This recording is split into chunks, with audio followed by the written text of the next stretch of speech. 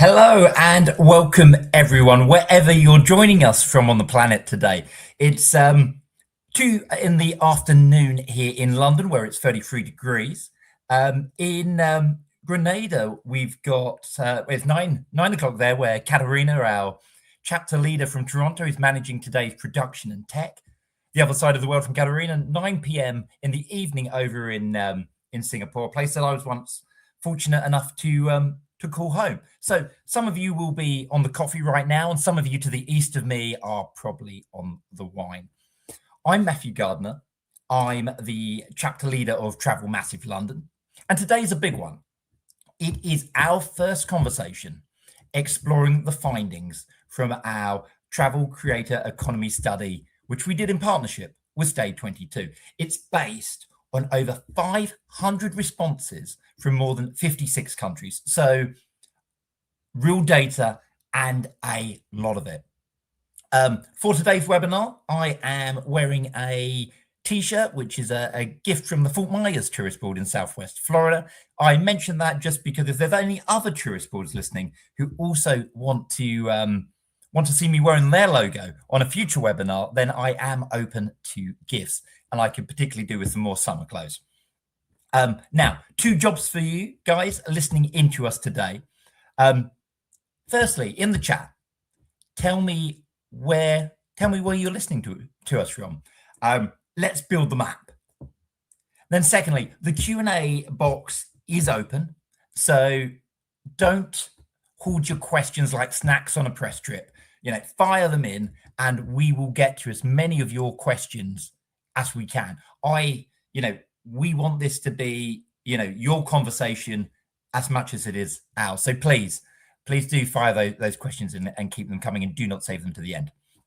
I'm going to start us off by highlighting some of the headlines and some of the sentiments that have come out of the research. For me, it's clear from our study that the creator economy is Hollywood. Thousands arrive chasing the dream. Most are waiting tables between auditions, and only a few go on to become genuine stars. A third of the creators in the US are earning less than $5,000 a year. Over here in Europe, almost half of creators are earning less than 5,000 euros a year. Meanwhile, the top 14% are earning over $75,000, and the top 1% are earning more than 200,000, both here in Europe and also in North America. So, wildly different postcards. The good news is nearly half of creators are earning more than they were a year ago. And the fastest growing engine of that income is affiliate sales. 61% of content creators are now monetizing via affiliate sales. That's up 16% on last year. It's overtaken sponsored content as the #1 way that travel creators monetize. But the report's simplest finding might also be its most important. You can post all day, but the data's really clear. Deals happen in rooms, not feeds. 77% of travel brands find the creators that they work with at events, in person. The #1 way that business gets done in this industry is a handshake. And that's exactly why Travel Massive exists. 80,000 members, over 2,500 events in the last decade, all built on one idea. The travel industry runs on real relationships, and it pays to show up. So let's meet our panel that we have joining us today. First up, the man who sees the money move, Felix, who is a creator partnership manager at Stay22. So if you want to know how creators actually monetize content, Felix is the man who every day has that front row seat and is about to pull back the curtain for us. So welcome, Felix. Good morning, everyone. Thank you for having me. Absolute pleasure. And the other exciting news that I must share with everyone briefly in terms of the relationship between Travel Massive and Stay22 is Stay22 have just come on board as a partner for our Travel Massive Asia conference, which is happening in Da Nang, Vietnam, 21st to the 22nd of August. There are 2 days left for you to get discounted tickets to that conference, 30% off for the next 2 days. So just wanted to share that as well. The next person joining us on our panel today, a genuine legend of this industry, Cash, who many of you will know as the budget traveler. He's hey Cash. Hey. Let me share some of your accolades, some of your many accolades. Creator of the Year at the Travel Media Awards. National Geographic's Travel Blogger of the Year. Also, author of the book The Grand Hostels. He's written for The Guardian, Lonely Planet, Wanderlust. He built award-winning campaigns for Expedia, Visit Scotland. Basically, if there's a way to do this well, Cash has already done it. So great to have you with us today, Cash. Great to be here. Thank you for that very kind, warm introduction, Matthew. Absolute pleasure. And you're joining us from Vienna today, I believe. Yes, from beautiful sunny Vienna, as you can tell from the background I'm in my co-working space. It's a heat wave starting here, so it's pretty hot. So yeah, this is nice and cool. Super. And last but by no means least, a rising star of the creator world. We're also being joined by Carrie, who is the creator behind Girl on a Zebra. I have to say, very first time I spoke to Carrie, I was impressed. She's one to watch, smart, strategic, already the person. She's quite new to this game, but she's already the person other bloggers are going to for advice on optimizing their work. So it's great to have you joining us as well, Carrie. Yeah, happy to be here. I wish I would have went before Cash because you kind of led him really up. So I'm sure it's only a matter of time before, next webinar will be. Yeah, I'm right at his toes. I'm nipping at him. So I'm going to start with a quick fire question to you all, which is which destinations are on your list for the second half of 2026? And, interesting to see if they match the survey's top picks for where other creators are heading this year. In fact, in the survey, creators said to us the top places that came out where they're heading to for the second half of this year, Italy, France, and Japan were the big three that seem to be extremely popular. Let's start with you, Carrie. You're on my screen. Yeah, so I actually, in the last 6 months, I've already hit France and Japan. So I'm right up there with all the other creators. And for the rest of the year, I'll be in Mexico. So I got to get some Caribbean time in. I've been in Asia for a year, and it's time to get back to some tacos and spice. Amazing, amazing. Cash. Where's the rest of 2026 taking you? I don't know. It depends where work will take me. Japan is highly on the wish list for both me and my partner Sabrina. We just got married 2 months ago. Oh, congratulations! And, thank you very much. And I really would love to go to Japan with her, but it depends on work and where work takes us. So let's see. Fingers crossed. We'll be there at the end of the year. Fantastic. Felix. You see thousands of creators' content at Stay22. What's the most niche travel niche that you've ever come across? I always love to get that question, Matthew. It's always a good conversation starter, and I've seen a lot over the years. Every time I see, I'd say over 4 different niches stacked together is always something interesting, like yoga, travel, body positivity. For budget people is always an eye stopper, but I think hands down the most intriguing niche I've ever seen was how to travel and have cats in your hotel room with you. Thank you. Diving into the report, 59% of the creators that responded to that survey, and as I said at the beginning, really was a big response, are full-time creators. And there's another 25% that very much want to be. Cash, you've been doing this at a very long time. What separates the people who make that leap to full-time from those who don't? And, I guess I'm asking that question as well because so many creators have expressed to me over the last few weeks, that desire to take what they're doing and turn it into a full-time piece.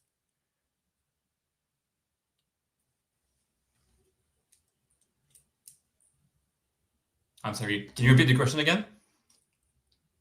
Yes, it was actually one I'd directed over to Cash, but I'd welcome responses. I'm here. Hey, there you are. I'd say here. welcome responses from both of you, which is what separates the people who content creators who do this part-time and those who do it full-time, because there are so many creators that I've had conversations with, but also responded to the survey saying their ambition is to go full-time. Do you want to go first, Felix? I mean, you're the legend, so you can go first. Okay, come on, you're the legend. Couple quick things. I think the first thing I realized, because I worked in publishing before I started my blog in 2009, 17 years ago. And because I worked and I had that background working in publishing, when I started my blog, I already was thinking, how can I make a success out of this? And I treated it like a business. So that's the first thing that I feel marks the serious creators from the hobby creators. So treat it like a business. Attend conferences. You mentioned about networking, going to events like conferences like you're organizing in Da Nang, going to World Travel Market, which is another huge event for creators, ITB in March. It's a big investment of time, money, investing in your skills, which Felix will back me up on, learning SEO, learning how to write in, and I think copywriting, grammar, storytelling. These are important skills which make the big guys shine from the rest of the crowd. And I think the other thing is having a clear purpose, because I think a lot of bloggers, when they start out, creators start out, they're like struggling to find out what they really want to focus on, and they flip flop between niches and stories, or they maybe their niche, it's too broad. And I always feel that if you focus to specialize in one topic area and master that, like, for example, traveling in hotels with cats, for example, is an incredible niche. But again, thinking about the kind of brands you want to work with, I think it pays to be consistent, which is the last thing I'm going to mention, because consistency is so important in our industry. Showing up at conferences, showing up networking, showing up with your writing, showing up to your followers with your stories. And I think that's the part that I still even struggle after 17 years of being a content creator. Yeah. No, that's great advice. And, thinking back to when I previously worked at an agency, that ability when people go, we want a creator that focuses on this or this, and that's often the conversation rather than, we just want a creator. So it's, coming to mind when people think of that niche. But Felix, would you like to add to those comments from Cash? I think Cash pretty much nailed it, and you're obviously more an expert when it comes to this than me. If I can just add my grain of salt to the topic, from many conversations I've had with newcomers to the world of blogging, I feel like moving from like a hobby to a part-time activity, a full-time activity, is like learning a new language. You reach a point at some point where you're getting comfortable with the language, but you're just not confident enough to like make the full switch and not freeze when you're about to speak that other language. And I feel like it resonates a lot with people who are new to the space and like want to make this a full-time living. You start from a hobby, then you gradually build this thing that you're started with, talking about your travels and whatever you want to talk about to your audience. And it's about making that transition from a hobby to a full-fledged business by learning marketing, SEO, like Cash said, and like learning how you make money with that business and how you make it grow with you over time. Super, thank you. If we could bring Carrie into the conversation here as well, back to my beginning point as well about that gap in terms of what creators earn, with a third in the US earning less than $5,000 a year, but then you look at that top, it's quite the the dip where there doesn't seem to be that many people in the middle. And, you know, then you've got people earning 75,000 or 200,000 upwards. What would you say explains that gap? I think if you can say you only make 5,000 a year, maybe that's all you think you can make. So you continue to put in the same amount of efforts that give you that result. Whereas if you can push into that middle ground that most people aren't reaching, you can get to the 75,000 quicker than maybe you realize. Yeah. So I think people aren't, they just don't know maybe. And the people that have figured out you can make a full-time income, they are fully skipping the in between because they know they can get higher with just not minimal effort, but quicker than it doesn't take 3, 4, 5 years if you really know where you're going. It's really interesting that the comment you made there about, you know, people knowing what they can make or feeling they can't make more. Because one of the other really striking findings in the survey, and I can't see the numbers right at the moment, but creators often charge less than the industry is willing to pay. And there was some in the report, there's some really interesting examples of that, particularly on certain channels. TikTok, YouTube stood out where, you know, creators, when they were saying this is how much we charge, was actually a lot less than brands were saying they were prepared to pay. So I guess one of the important questions there is, how should someone set their rates? High. Set it for your worth. I think if a brand will never pay you what they can't. So if you give them a number and they say, no, we can only do this much, you can barter with them. And you're never, as a creator, you will never take advantage of a brand. If they don't have the money, they'll tell you. And if they have the money, you'll get paid more than what you originally would have accepted. So I think creators just really, we have to band together against, against the people paying us and say, this is what we are worth, our efforts. We're putting so much time and effort, and we have to know what we're worth and then start to price ourselves that way then versus, oh no, what if they say no? It's okay. There's an abundance of different people that can pay you. So price yourself well and then negotiate. And I think that is where you have to go into it with an abundance mindset. And then I really think that's how you start to get out of that $5,000 year salary kind of. Yeah. I guess linked to some of what you said there, there is, and I think this is a big frustration for many creators. There is a headline in the report that 20% of creators now refuse unpaid trips outright. And, I just want to share my own view on that and, push back hard, but also, anyone listening in, feel free to sort of boo me or tell me I'm completely wrong.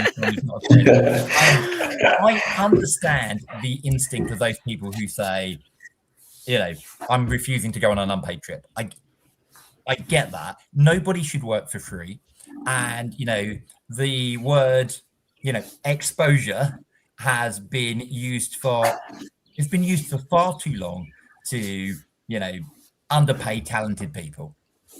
But I wonder if drawing that line so firmly, creators are missing a trick, because a press trip is not the product. It's raw material. And the report is clear. The top earners in this report are monetizing 3, 4, 5 different ways. There's, they've got all these different income streams: affiliate sales, sponsored content, digital products. So if that trip arrives, the offer of a trip arrives, and it doesn't have a fee to attach to it, it does not mean that it is unpaid work. It can be the beginning of a piece of content that you earn, via affiliate income for years. It could be content that you could also sell to a publication. It's, could be the start of a relationship with a brand that will pay you for future work. So, I'm not a creator, but I think if I was a creator, I'd be, not asking the question, does this piece of work pay? I'd be asking the question, is this work that I can monetize off of? And, you know, I'd love to get all of your views on that, you know, because it is a issue that seems to be coming up more and more. And, you know, and I suspect you won't all agree with me, and that's fine. And that's, you know, what this should all be about. I think, Matthew, I think it's nothing wrong with taking a press trip if it is a destination or a brand that is close to your heart and is something you're focusing on your platform. I mentioned the word strategic. It's about being very strategic. There's no point writing about a luxury destination when your niche is budget, for example. Yeah. So I think immediately it shows you that you've done your research and you're professional in your attitude. And sometimes, as Kara will probably back me up, that sometimes you have an honest, open conversation with a hotel or a brand that says, look, we don't have a budget, but we'd love to invite you. And you say, look, I'm going to be in the area. I'll pop in and I'll do my best to support you. And then the work that you do for them leads to something bigger. And then they say, okay, when I have budget, I'll come back to you. So I think it's, Kara. I agree, especially as a newer blogger. I think in the beginning, you have to work. You have to establish yourself. They don't know what you can provide. They don't know. They can look at what you've done previously, but it's like when you hire somebody new, you go through an interview process. You don't know. So I think it is okay to take unpaid, whether it's hotel stays or trips. And it's just like Kash said, it has to be strategic. Like, for instance, I got invited to go to do a whole thing for the Empire State Building in New York. Well, I'm not going to New York anytime soon. And that would cost me a lot of money to go to New York just for this one collaboration. So for me, I told them, hey, right now, this doesn't make sense. If I come to New York in the future, I'll reach back out. Do you have a budget for this? So that they're kind of preparing, okay, when she reaches back out, maybe we have some wiggle room for her, whatever, or they'll tell me, okay, reach out in Q4, because that's when our budget resets and we have to spend. So it's all of these little things that you want to be humble. You want people to want to work with you, but you don't want to spend all of your money just trying to get content. And I also think when you talk about creators as a whole, for a blogger, anything I do can be turned into content and can be turned into monetization. I think people that are on TikTok and Instagram, maybe they have to have a different mindset, because you can post videos all day long and not get paid at all, depending on if you're, I know in Canada, you can't make money off of TikTok. In the US, you can. So there's so many nuances to this conversation that I think it really comes down to individually. But as long as you're easy to work with and these companies and brands want to work with you, you'll figure out a way for it to become success on both ends of this, for both parties. Yeah. There's someone listening has asked a question on it in terms of, that debate around pay versus exposure and, other opportunities here to monetize.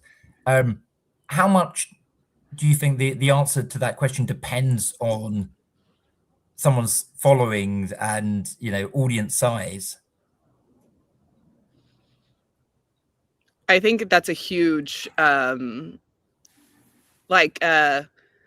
definitely plays a role in it, a really big one, because if you are, say, a micro influencer or a micro blogger, I think brands can see you as somebody that they need more exposure, and I can give that to them. They can see it more as a partnership. Whereas if somebody who has a long-standing audience that they have worked for years, I'm sure Kash can speak to this, they've worked since 2009 building this brand. Brands should know, okay, I'm the one that's getting the exposure. So it does come down to knowing who you're working with and also knowing what you can provide on both sides of it, I think. Super, thank you. Felix, I touched on my introduction. Obviously, you're aware from the report. Affiliate sales has now come out as the #1 way that content creators monetize. up 16% on last year. I think it's one of the headlines in the report that it has overtaken sponsored content as the way that creators monetize. Why do you think that's happened? Why has affiliate sales now become the more common approach to monetization than sponsored content? What's happened over the last year? I think it's a great topic to talk about, and that's a very fascinating one. I would personally trace that back to the first waves of Google updates in 23. Advertising has never really recovered from like those first waves, and I've seen a lot of bloggers in the travel space, but in other niches as well, like start pulling away from advertising, whether Mediavine, Raptive, and others, just because it's not producing as well as it used to be. There were some issues as well on ethics and morality of having crawlers and AI and like a few things like that. But overall, like RPM performance in advertising is not what it used to be. We even see that in traditional media nowadays.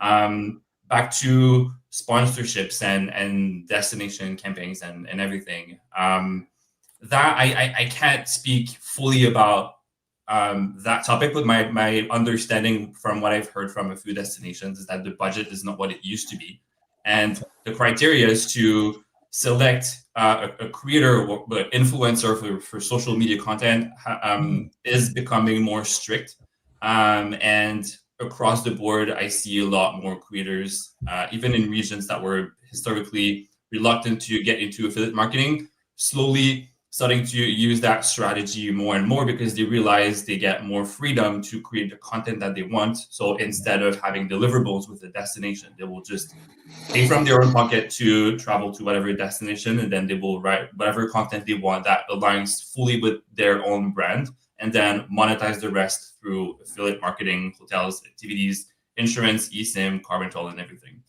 You intrigued me then when you referred to sort of regional differences in that. What does that actually look like then? What are the regional differences you refer to? I've been working a lot with France and French content creators lately, and they are fiercely against any type of advertising on their website. Most French travel blogs I work with do not have any piece of ad on their content at all.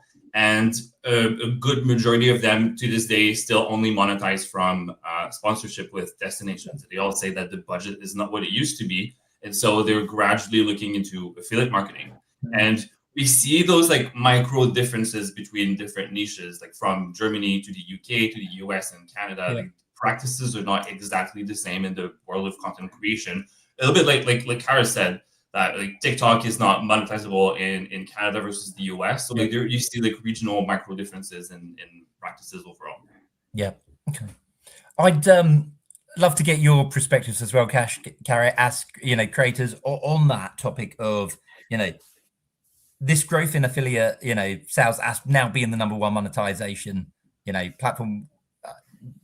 Where do you think that's come from?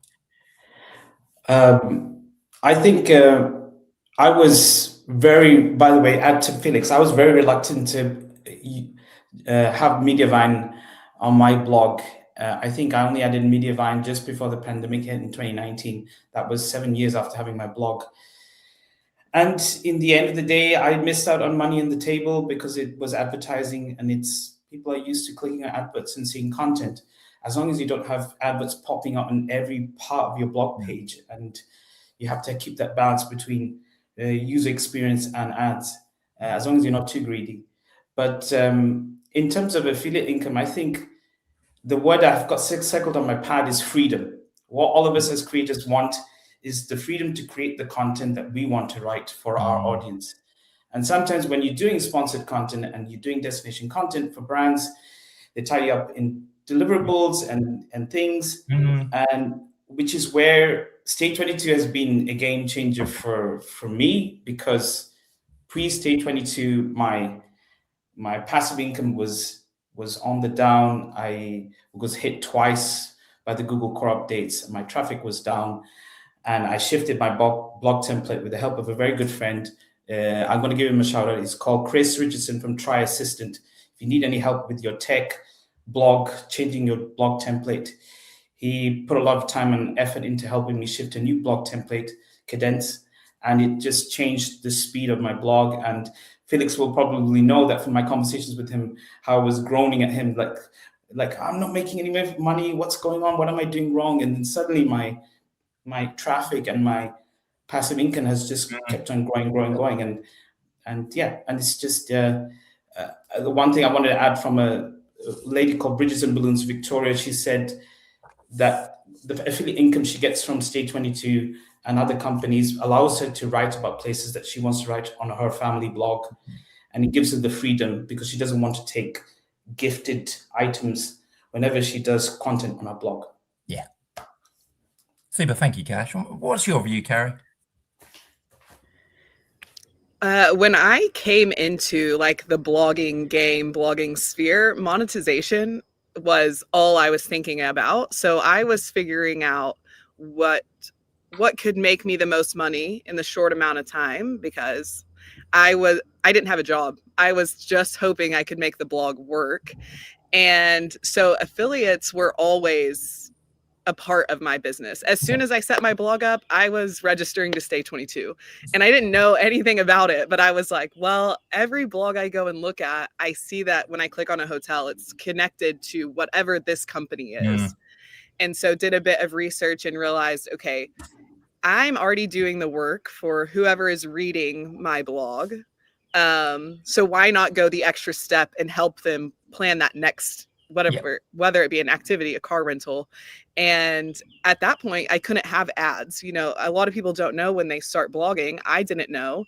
To get into the premium ad networks, you need to have a certain amount of viewers. You don't need that to start with affiliates. You can have your mom could be on your blog and she can book through your link and you can make money. And so I think the more people realize, oh, I don't have to have this blog that's reaching 50,000 sessions a month anymore to make money. I can do it with 10,000 sessions. The more affiliates are starting to become popular, because that's how you keep going in blogging, is usually through making money. Most people aren't doing, I mean, people are hobby bloggers, but you'll start to blog more when you see more money coming in. Yeah. No, I think it's a really, really good point there, actually, isn't it? About actually, you can start out, you know, even with a few followers, you know, a few sessions. I also wonder if the growth in the affiliates channel is because of the mentality from brands. You know, brands define success increasingly as just one thing, which is ROI. You know, vibes don't tend to land as someone's KPIs. And so if you are a brand working with a creator, actually to have that sort of connection where you can see, you know, the data that you get from someone who's got affiliate pieces on the site, whether that makes a difference. And I also wonder, and I think with Felix, you mentioned AI briefly a few minutes back, whether, you know, because we've entered this AI search era, it's kind of handed blogs a second life. You know, when travelers ask ChatGPT or Google where to stay, the answer's built on people's blogs rather than on their reels, and whether that, you know, giving blogs that sort of second life because of AI search is, you know, makes the whole affiliate piece even more important than perhaps it was a couple of years back. Again, feel free to tell me I'm completely wrong. I mean, you're putting me in a difficult situation right now. I don't want to get my foot in my mouth. There are like different, like two very, very loud schools of thought when it comes to AI in general. I think that using AI for content creation is highly debatable. I think what makes a good creator, a good travel blogger stand apart is the authenticity that comes with lived experience. And there's no AI that could ever replicate that. And I'm not going to talk about AI crawlers and how it's taking away traffic from you guys' content. I don't agree with it.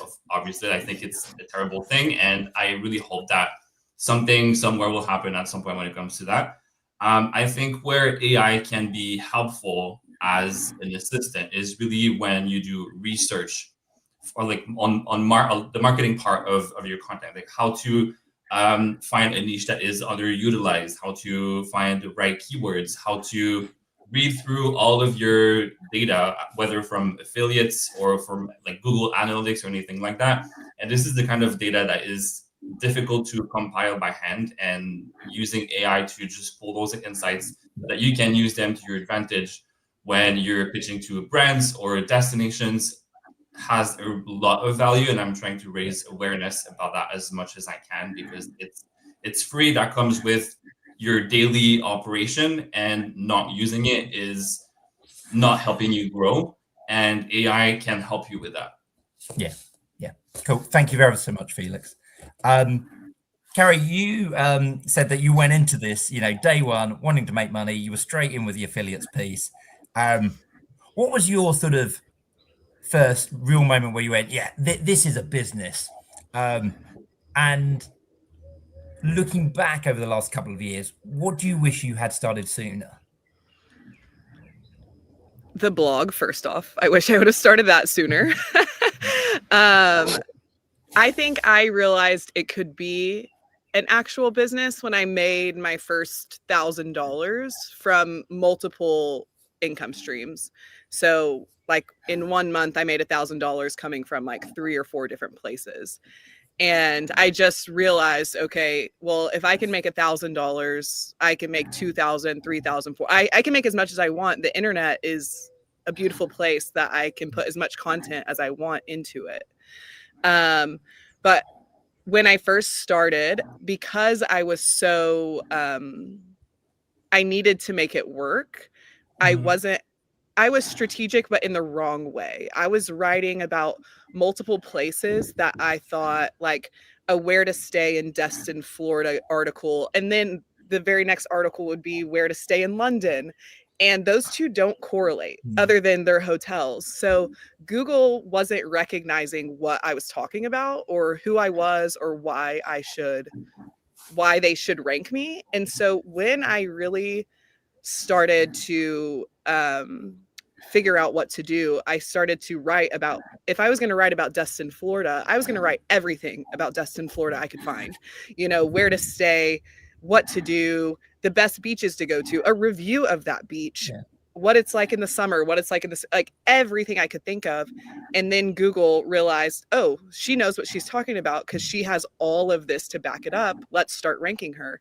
And that's when I really started to find success. And as much as I wish I would have done that from the beginning, it did only take me like 5 months to get there. So it didn't take me too long, but that's what I wish I would have started sooner, probably, is like Kosh said, knowing your niche, knowing what you're talking about. Yeah, absolutely. Comes back to that cat example, doesn't it? Yeah. And Kash, as a budget travel specialist, is it harder to monetize a budget audience than a luxury one? Is that a myth, or does that feed into the whole sort of niche piece well? It's a complete myth that you've been all told. All budget travelers are secret millionaires because they're saving money when they travel, which means they have money to spend on other things. So they have high disposable income, and they spend money in local communities and businesses. And that's also something I think very important that I personally, why I love backpacking still at the age of 47, after 20 years. Everybody says, don't you get fed up of being in hostels? And I say, I like being in hostels because I feel alive. I feel people are equal in the hostel space. And I feel the businesses are generally take care of their guests, and they're embedded in the local communities. So I think whichever niche you pick as a content creator, just invest in telling their stories and focus on that intersection between passion and your experience and your knowledge. And I think it pays off. I didn't go into this industry thinking I'm going to make a lot of money writing a book about design hostels around the world. I did it because I was passionate about it, and as a result of that, I got a book deal. I got appeared in the Guardian. Blah blah blah. That all happened. But focus with your heart first, not with just your monetary head. Keep a balance between the two. Super. We are having lots of questions and comments coming in from. We're broadcasting across various different places at the at the moment, and they are piling in. We're also getting lots of people responding to my initial question about where they were dialing in from. We've got New York, London, Barcelona, Vienna, Dubai, all sorts of places. I'm just scanning for some of the questions that are coming in here.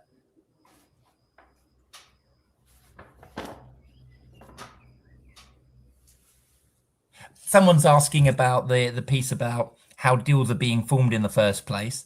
In my introduction, I obviously mentioned the real life interactions, but is that the only way? How important actually is that? Is one question that's come in here. I'm going to read it out, and anyone who wants to jump in, please do. How important to you guys are, those real world interactions with potential, partners? So for me, I actually have not been to any events. So I can speak from the perspective of not having that experience and where brand deals are coming from and how people are finding me. And a lot of them in the beginning, I was doing a lot of outbound. I spent a full year in Asia, so I knew I was going to all these specific countries. So I was reaching out to hotels, reaching out to tourism boards, saying, I'll be in this country this month. I have some room if you would want to partner with me. It didn't go most places. It wasn't like everyone was like, yes, come. It was a lot of ghosting and a lot of heartache on my side. But then I got invited to go to Tokyo for 3 days and do the whole shebang. I had a tour guide and got to do a lot of local things. And for me, that was worth all of the no's, was getting this really amazing experience. And then the more my blog grew, the more inbound I started to get. If brands have proof of concept, if they go type in best hotels in Barcelona and your blog pops up and their hotel is not on that list, they will reach out to you and be asking, okay, how can I get on this list? Do you want to come stay? And this is where you can negotiate. If you're living in Spain and you can go stay at the hotel, great. If not, you can say, I actually don't have any experience with your hotel. Can you tell me a bit more? And you can start to negotiate. Okay, well, this blog is already doing really well. So this ad piece that you're asking me to do is going to cost X amount of money. So I've never met any tourism boards, and I will say, I would imagine I've missed out on a lot of partners and brands because of that. And so that is coming up on my goal list, is to start to get to these, but it's still possible without going to them. It just takes a bit more work and a lot more no's. Okay. Where Cash, on the other hand, you put a lot of personal effort into traveling, certainly to all of the big events you mentioned at the beginning, WTM, ITB. Yeah, it's show your face. Your best asset as a creator is you as a human and your personality. So if you're a nice person and you're good at what you do, you've won the battle.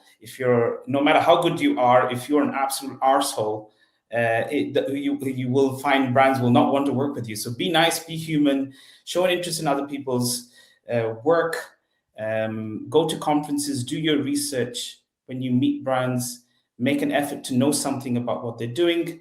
Professionalism is a two-way street. Yeah. And yeah, network.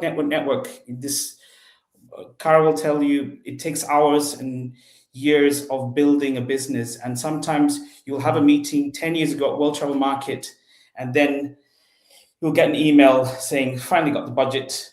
It's happened in my case where I had a conversation 8 years ago and I got a campaign from a meeting 8 years ago. So it's a long-term game. Yeah, I think I completely agree with where you come at it from. As a I want to trust the people I work with, and there's no better way of building trust than in person. Seeing how a creator holds themselves, behaves at an event, interacts with people, but also it can be just as simple as, even if you don't speak to someone and you look across the chaos of WTM and I see, you running the other side, to me, Cash, yes, must get in touch with him, and it's just those little, I find, memory jogs of when you see, someone in the real world, and it just keeps. And then when you do want to work with someone, then you're front of mind.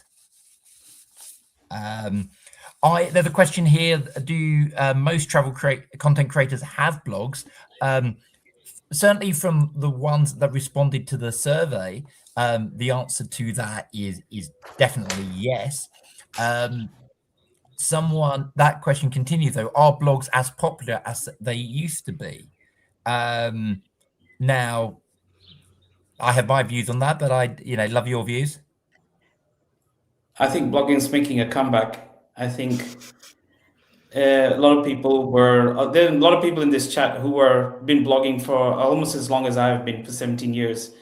And a lot of people left the industry after the Google helpful core, not so helpful updates. And obviously the pandemic was a big blow to a lot of us in the industry. So, but you look at Kara. Kara is a great example of someone with a fresh set of eyes, energy, passion. She's got a background in copywriting and SEO, I believe, too. So she brought all those skills from her previous life and she's applied it. And she's doing so well. And there's so many creators who started out even a year or a year and a half ago and doing so well with their blogs. So there is so much life left in blogging. So please, if you are sitting on a blog that you had before, go back, give it a fresh spring clean, speak to Felix and pick his brains and there's still plenty of life in the blogging world. Yeah. I can echo on. Sorry, Matthew, if I can echo on Cash for a moment. I think you're absolutely right. Even myself, I think 2 years ago, like throughout the updates, I saw blogs closing and blogs losing 90% of their traffic, if not worse. And I feared for a moment that the industry was dying. And now today in 2026, I see a lot of emerging travel bloggers, people starting from scratch or wanting to move their social media assets to a website. And like Cash said, when I met Karen Oliver for the first time and I looked at their numbers and we had a conversation, my jaw dropped to the floor looking at how quick and strong their numbers were. And that was just like my moment that I realized like this is still very much alive and well, and there's still money to be made and there's still a life to be done in that world. And I'm very stoked about it. Yeah, I think it's a big plot twist. Blogs are back, and I actually believe that AI is one of the things that has given them that second life. It is, AI is surfacing niche content. I think if you have that niche, AI finds it in a way that SEO didn't necessarily. So yeah, I'm very excited about the future of blogging as well, personally. We've got a question here about SEO, and I'm not sure if we're positioned to answer this one or not, about how layout of a blog may affect progress in terms of SEO. I'm not sure if that's something we feel comfortable with answering, or I can attempt it. Go for it. So depending on what layout you're using, and I'm not an SEO expert, this is just from what I've seen with my own blog. I started out with a layout that wasn't conducive to high speeds or just user friendly. But what I've seen with Google is it doesn't really care anymore. It will put up the most basic unorganized blog if it has the correct content. If your content is personal, good experience, has authority and trustworthiness, it will rank you regardless of what your blog kind of looks like. However, you do want to put yourself in the best position should there be another update. So if you think that your layout could potentially be harming your SEO and rankings, my recommendation is to use the layout cadence, which I think Kosh mentioned earlier. It is the best for monetization, the best for speeds, the best for integrating with WordPress to giving you the best potential to rank. So if it's even on your mind that maybe this is the cause, just change it. Just figure out, it's a tinkering game. You got to figure out what's working and what's not. So I kind of recommend go for it. Super, thank you, Kerry. We're getting more questions coming in at speed, quicker than there's more questions here that we're going to get through probably in the next 10 minutes. But quick one here for you, Felix, just to clarify something that was said earlier on. We've got a content creator asking, is there a minimum number of visitors sessions required to get started with Stay22? To get started, there's no minimum at all. We don't do exclusivity minimum of volume or any like time commitment whatsoever. Some of our tools do start performing better once you reach about 5,000 unique monthly visits. But otherwise, you can start working with us right away. Even if you're porting all of your content, online assets from social media to a blog. In the meantime, we have link generators you can use to add like links to your link in bio, or like a link tree, or like email newsletters, and anything you have that is not on a website, we can help you monetize. Super, thank you. Someone else is asking here about other ways that content creators can monetize that we haven't talked about already. So we've touched on, brand deals, affiliates. What other channels should people be jumping on? What other sort of products could people be working with? There's a whole bunch. We didn't talk about, obviously, podcasting is making a huge, it was getting very popular. I know a lot of bloggers who have pivoted from blogs to starting a podcast and doing very well. Gary Arndt is a great example, one of the most popular travel podcasts at the moment. Other channels, there's obviously, we didn't talk about video, YouTubers, lots of people. My other half, Sabrina, makes all the videos for the blog, and it's a big source of our income. So I would definitely say invest in video, but invest in skills, and also don't forget about writing. A lot of the people in the room also are writing, freelance journalists. Mm-hmm. Don't put all your eggs in one basket. That's the biggest piece of advice I could give you all, is that just don't try and make it work from the day go. Do your freelance writing or your podcasting or video editing or SEO like Cara did. Have some skills. Don't try and squeeze all the golden goose for all that it's worth. So super. On that,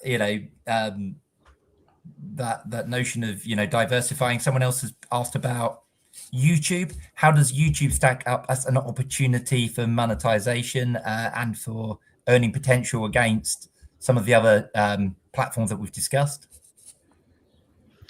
Personally, I think if you're wanting to get started in the travel industry, or even if you already started, I think blogging and YouTube are the best for longevity, for making money. For an example, I was just in California for 3 weeks and I did not work at all. I posted maybe on my social media a little bit, but all of my money that I made was from my blog, from work that I had done previously. And this is true for YouTube as well. A video that you posted a year ago is still making money if people are watching it. Your blog is still making money if people are reading it, regardless of when you posted that content. Whereas short form content on TikTok and Instagram, that's a constant. That is a hamster wheel, which is great, fine. I'm on Instagram. I love it. But once you stop posting, money stops coming in. So I think if people are looking for longevity, blogging and YouTube are going to be your best options.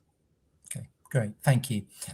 We've got someone else here who is about to resign from their 9 to 5 to take the big step to go full-time as a content creator. Yahoo! I won't name them in case their employers hear that they're about to hand in the resignation. They're saying before they hand that resignation in, what are the top things that they should bear in mind? Taxes. True. I would say go ahead. You. Okay. All I wanted to say is it's treat it as, don't forget the reason you got into the industry for. If it's your passion project, I've been doing it for 70 years and I'm excited to wake up. There's some days when it hasn't been the case and I've had burnout so I've gone through dark moments, but I really love what I do, and don't forget that whatever happens, and even if you need to transition back to your job, I'm hoping that's not the case. But just don't lose the sight of your why, and why is the reason why you got into content creation in the first place. Thank you. Would anyone else like to add any further to that? I would just say, prepare for a roller coaster, but enjoy the ride. Like, it is a lot of ups and downs of just like really high moments, and then like, wait, why is the thing I've been doing not working? So just prepare for like pivoting and figuring out. And I think if you are somebody that can think on their toes and are willing to get in there, and it's all data, it's all learning what works and what doesn't. And if you can really accept that, then you'll find success. Yeah. Thank you, Carrie. In the few remaining minutes that we have, I'm going to quickly pivot to some of the comments that have been made by industry. We've got industry talking about how, success for them is proven ROI. So, Felix, how can creators get better at demonstrating ROI, and how does affiliate data help make that case? I think you need to start thinking of your business and speaking about it like a marketer. Whenever I start doing research on a new potential blog that could work with us, I can see instantly if they have a background in marketing, any kind of marketing. It just shows in how their website is built, how they sell their content, how they monetize it. It's just very transparent to me. And just because I speak the corporate language, the B2B language, and you need to stop selling your business as like only your passion, but as something that is good for you, but also for the brand you want to work with.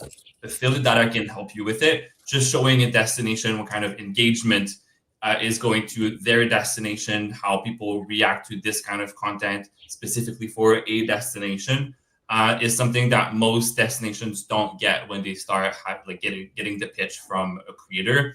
And just saying, oh, I've always dreamed of visiting your city or your destination, just don't cut it out. Yeah. They don't want to hear about it at all. Like, they want to see if you're a good investment, if you can bring a good return on investment for the fund they invest in you. Yeah, it's really interesting you said that, Felix. The top industry complaint that we had was, cold pitches, which basically only consist of, I've always wanted to go to insert said destination. A question for all of you, what does a winning pitch actually look like in 2026? I really think it looks like proof of concept, like whatever you are wanting to provide, and think of yourself as that way. I am providing something to this tourism brand or this hotel. Whatever I'm offering, I should have already done and seen success somewhere else. Yeah. And in the beginning, you'll have to do that for free. And that's totally okay. It's getting, we're starting from the ground up, and it's being able to say, okay, this is what I did for this hotel. This is the data on it. This is how many clicks it's getting, where it's ranking, and how many people are booking hotels through this link, bringing in revenue, and being able to show the brand, let me do that for you. I want to create that for you. Ooh. That noise was sorry, that's my time up in the co-working space. Just to add before I get kicked out, I think what I would think about the originality of your ideas when you're pitching to tourism boards and brands, because they get the same pitches day in and day out. Mm-hmm. So do your research, as Kara said, do your research on the brand, find out what their themes and campaigns are for the year coming.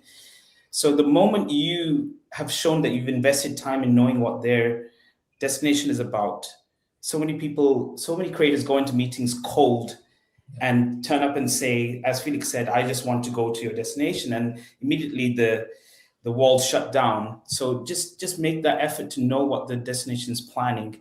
You're already winning half of the battle, but also match it with your experience and what you've done in the past. And even if you're a small creator starting out, I want to encourage that to anybody in the room who's even starting out. Don't feel disheartened by the fact that you don't have the numbers. It's not always just a numbers game.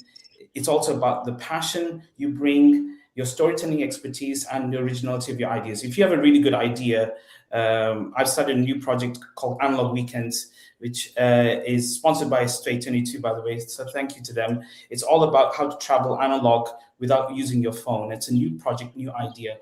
And immediately from the get-go, I got the feedback from all tourism boards and brands saying this is a great idea. So sometimes it's just about the right timing and the place. So think about what can you do that's being done differently. Super, thank you. So with Cash's horn sounding there over in Vienna, I am going to have to bring this this conversation to a close. But let me say thank you so much for joining us. It has been full of insights, full of takeaways. That's been reflected in the thanks that you're getting here in the comments as well. Just before we do close, you know, where can people find you? How can they connect with you? Any last thoughts? You know, I'll just give you 15 seconds or so each. Let's start with you, Carrie. You can find me on either girlonazebra.com or my Instagram is @girlonazebra, where I'm really breaking down how to grow a blog in 2026. In 2025, I grew from 1.5 monthly sessions to over 250,000 monthly sessions. So this is proof of concept. I'm telling you what I've done, and I believe in it so much I started a second blog last month. So I'll be updating on how that's going as well.